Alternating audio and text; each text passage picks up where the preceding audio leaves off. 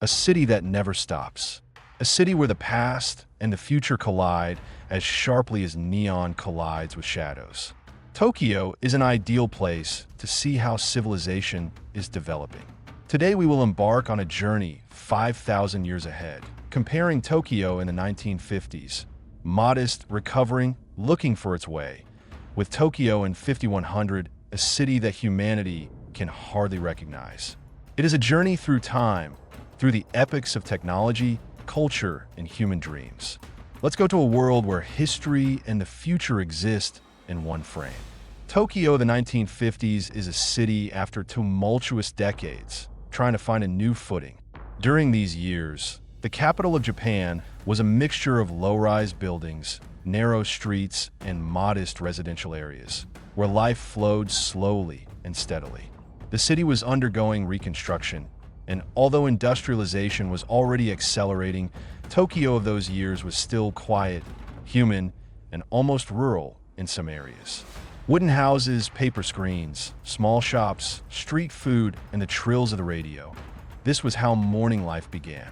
People appreciated simplicity and stability, dreamed of new opportunities, but still had no idea what scale the development of their homeland would take.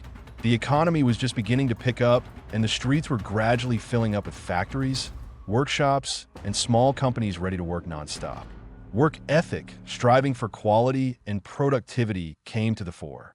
It was during this decade that the first large Japanese corporations were born, which would later turn into global technology giants. But then everything was different. Cars were simple, devices were mechanical, and the future was vague. Transportation in Tokyo in the 1950s was limited. There are few cars, the streets are narrow, and bicycles and buses are the main ways to get around. The railway existed, but in a completely different form. Without high-speed express trains, without ultra-precise timetables, and without high-tech stations. Shinkansen will appear only in a few years. People in the 1950s could not imagine that in thousands of years, transport would no longer touch the ground at all. Now let's imagine Tokyo in 5100, a city that has broken out of the current understanding of urbanism. In 5100, Tokyo ceased to be just a city. It became a living organism. The architecture has been completely transformed. Where wooden houses stood in the 1950s, kilometer-high towers made of self-healing materials now rise.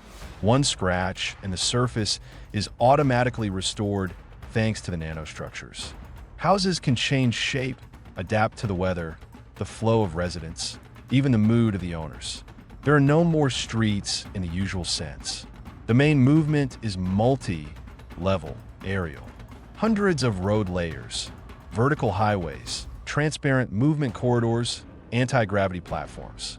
The ground space has been freed up for parks, artificial lakes, gardens, and recreation areas. The city has learned to breathe. Plants are embedded in walls, sidewalks produce oxygen, and skyscrapers are covered with biofuels that absorb carbon dioxide. Tokyo 5100 has its own ecosystem. Technology has brought the city into a new era. In the 1950s, information flows were limited to printed newspapers and radio broadcasts. In the year 5100, everyone is connected to the city through a neural interface. Information comes directly to consciousness. Navigation is displayed in the field of view, and artificial intelligence suggests solutions before a person has time to ask a question. No smartphones, no computers. All computing is embedded in an invisible network that surrounds everyone as a second reality. The economy of Tokyo in 5100 was no longer based on conventional manufacturing. Manual labor has almost completely disappeared, and innovative technologies have become the new currency. Resources are created using nanofabrics that produce materials from elementary particles. Equality of access to energy and food has become a basic rule of society. People have focused on science, creativity, space exploration, and virtual worlds. But the main difference is the cultural shift. In the 1950s, Tokyo's culture was modest, traditional, and closely observant of the norms and foundations of society. In the year 5100, culture became a mixture of physical and digital existence. Performances, movies, art, Everything is created simultaneously in reality and in virtual spaces where there are no restrictions. Thousands of cultural layers get along in one city, each of which can be activated or deactivated at will. History has not been forgotten. Edo-era neighborhoods have been digitized, preserved, and accessible for walking, just like the parks of the future.